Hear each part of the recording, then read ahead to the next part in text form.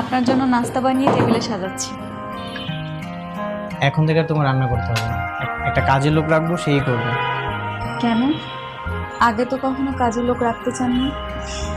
ভেবে দেখলাম তোমার অনেক কষ্ট হয়ে যায়, এই জন্যই রাখবো। আগে কষ্ট হতো না?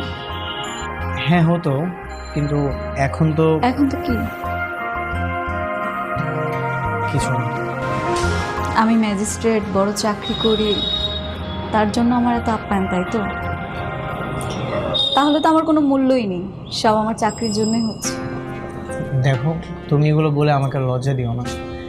আমি এমনিই তোমার প্রতি অনেক অন্যায় করে ফেলেছি। মানুষের চেহারার সৌন্দর্য ছাড়াও আরও অনেক কিছু রয়েছে। তুমি তোমার যোগ্যতার মাধ্যমে অনেক বেশি সুন্দর। একটা অনুরোধ করব? করো।